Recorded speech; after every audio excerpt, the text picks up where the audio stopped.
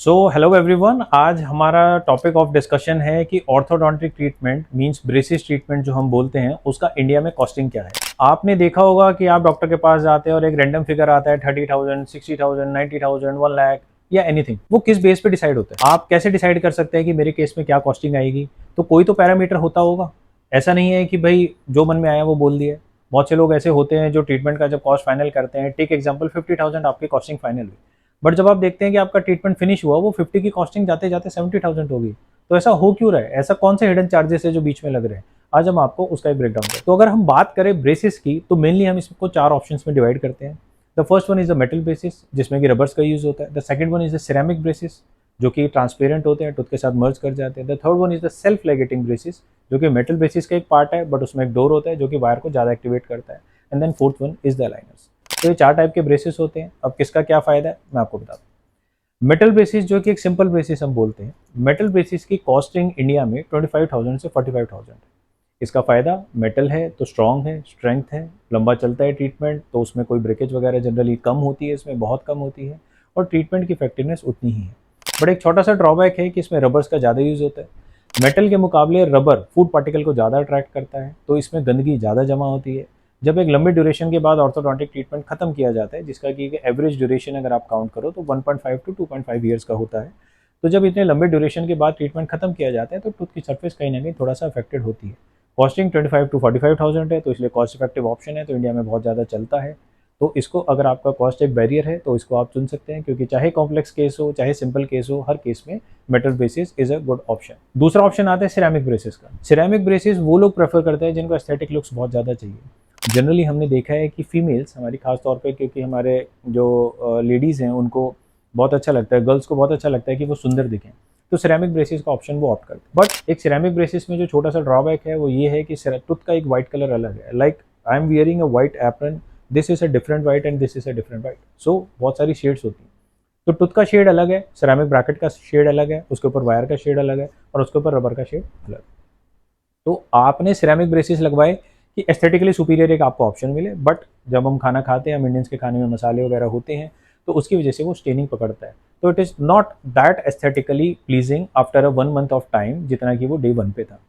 इसकी जो कॉस्टिंग रहती है वो लगभग आप मान के चलिएगा 55,000 से 65,000 और 75,000 रहती है। एक बहुत बड़ा ड्रॉबैक जो हम सिरेमिक ब्रैकेट का समझते हैं वो ये है कि ड्यूरिंग द ट्रीटमेंट अगर मेटल ब्रेसिस 2 बार टूटता है तो सिरेमिक ब्रेसिस 10 बार टूटते हैं। उसके अंदर जब हैवी वायर हम प्लेस करते हैं तो सिरेमिक ब्रैकेट चटक जाता है, और जितनी बार आपको उसको टूथ पे से हटाना है और दोबारा लगाना है, उतनी बार आप टूथ के एनामल को डैमेज कर रहे हैं। Personally we do not prefer ceramic braces at all. In the past 11 years of our practice we have done only one case of ceramic because she was an air hostess. Otherwise कोई ceramic braces के लिए आता है तो we straightly से no, क्योंकि उसमें patient का डैमेज ज़्यादा है। पेशेंट 5 साल बाद याद करके उस डेंटिस्ट को कोसता है कि मेरे दांत खराब हो गए। तो सिरेमिक ब्रेसिस का ऑप्शन मैंने आपको बताया 55 टू 65 75,000 कॉस्ट करता है। ये आपको तब ऑप्ट करना चाहिए जब आपके लिए एस्थेटिक्स एक बहुत बड़ा रोल प्ले करता है। Now the third option is the self ligating braces. Self ligating braces metal braces ही होते हैं, लेकिन उसमें जैसे नॉर्मल ब्रेसिस में रबर के साथ उस वायर को क्लिप किया जाता है, इसमें उसका एक डोर रहता है जो कि मेटल का बना होता है, उसको क्लिप किया जाता है। उसका फायदा ये है कि रबर में इलास्टिसिटी होती है, तो रबर खिंच जाता है, तो डे 1 पे वायर अपना फुल काम नहीं कर पाती है। जबकि सेल्फ लेगेटिंग ब्रेसिस में डे 1 पे वायर अपना फुल काम करती है। अपॉइंटमेंट का ड्यूरेशन शॉर्ट होता है, क्योंकि रबर का यूज़ 90% कम हो गया है, तो फूड लॉसमेंट कम होता है, टूथ की हेल्थ बनी रहती है, तो ट्रीटमेंट भी अच्छा, साथ में टूथ की हेल्थ भी अच्छी। तो self ligating braces metal braces के मुकाबले कहीं ज़्यादा अच्छे होते हैं। अगर सेल्फ लेगेटिंग ब्रेसिस की हम बात करें तो हम डॉक्टर डेंटिस्ट अपना खुद के ब्रांड के हम यूज़ करते हैं।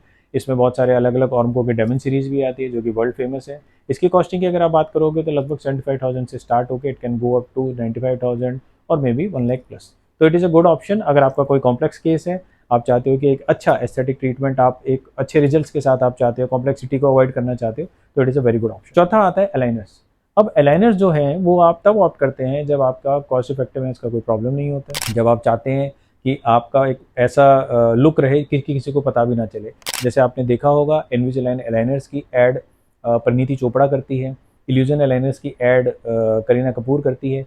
तो उस एड्स में आप देखोगे तो पता भी नहीं लगता कि उनके कोई अलाइनर्स भी प्लेस है। तो अगर आप वर्किंग प्रोफेशनल हो, आपको लगता है कि भाई आप नहीं अफोर्ड कर सकते कि कोई ब्रेसेस लगे हों तो आपको दिखे, तो then you can go for the aligners. Aligner की कॉस्टिंग जो है वो 1.25 लाख से लेकर 2.5 लाख तक अप्रॉक्सीमेटली जाती है, depending on what kind of aligners you are using. तो ये तो रहा बेसिक कॉस्ट। अब बहुत सारे फैक्टर्स होते हैं जिसपे कि कॉस्ट का वेरिएशन होता है। Like it can vary upon you can say the experience of the doctor. Like I am an 11 years of experience after my post graduation, so the cost may vary because of the experience that I have, the amount of different cases that I have done, the complex cases that I have done. So उस पर भी depend करता है. It also depends on the area of practice. I won't name anyone, but कभी कभी ऐसा होता है कि चीप ब्रेसेस भी यूज़ कर लेते हैं, चाइनीज़ ब्रेसेस भी यूज़ कर लेते हैं क्योंकि उन्हें कॉस्ट रिड्यूस करना है. Always go for the branded one. तो उस पर भी डिपेंड करता है. और ये तो रहा कि पर्सन टू पर्सन डेंटिस्ट के ऊपर डिपेंड करता है. कुछ चीज़ें ऐसी है जो कि हिडन चार्जेस जैसे होते हैं. फॉर एग्जाम्पल ऑर्थो ट्रीटमेंट जब होता है तो 90% केसेस में टूथ को रिमूव करना पड़ता है. तो generally what we prefer is we give it as a package कि अगर हमने आपको एक एक्स अमाउंट कोट किया है तो उसमें आपका सब कुछ इंक्लूड है. बट कुछ कुछ क्लिनिक्स में उस टूथ को रिमूव करने के भी चार्जेस एक्स्ट्रा बताए जाते हैं. तो लेट्स टेक एन एग्जांपल, 1000 पर टूथ चार्ज है और 4 टूथ निकाल दिए तो आपका ट्रीटमेंट का कॉस्ट 4000 बढ़ जाता है. ऐसे ही जब ट्रीटमेंट खत्म होता है तो उस वक्त रिटेनर दिए जाते हैं. हमारे ट्रीटमेंट में retainers are always included in the package, but कुछ कुछ क्लिनिक रिटेनर के लिए अलग से चार्ज करते हैं. Someone charge 3000, some charge 5000. तो उसमें भी आपका ट्रीटमेंट कॉस्ट 6 to 10,000 रुपीज बढ़ जाता है. इसके साथ एक और चीज की वजह से कॉस्ट बढ़ता है, that is the broken braces. ये बात बिल्कुल सही है कि अगर ब्रेसेस टूट जाएंगे तो जब वो टूथ पे फोर्स ही नहीं लगाएंगे तो मूवमेंट कैसे होगा. तो आपके डेंटिस्ट का भी टाइम ड्यूरेशन बढ़ रहा है. तो अगर ब्रेसेस लगे और विद इन 3 मंथ्स कोई टूट जाता है तो दैट इज अ रिस्पॉन्सिबिलिटी कि कोई टूट गया है तो हम उसको दोबारा लगाएंगे. बट अगर उसके बाद टूटता है तो दैट मीन्स बच्चे ने ध्यान नहीं रखा. ईच टाइम अगर वो कोई टूटेगा तो उसकी कॉस्टिंग बढ़ेगी, तो उसकी वजह से भी आपका ट्रीटमेंट का कॉस्ट कहीं ना कहीं बढ़ जाता है. तो ये कुछ वेरियस हिडन फैक्टर्स हैं जिसकी वजह से ट्रीटमेंट का कॉस्ट बढ़ जाता है. अब आपको कौन सा ब्रेसेस चुनना चाहिए, what would be your final costing, तो ये मैंने एक एवरेज रेंज आपको बता दी है. अब इसके बाद केस की कॉम्प्लेक्सिटी डिसाइड करती है कि ट्रीटमेंट का कॉस्ट क्या रहेगा.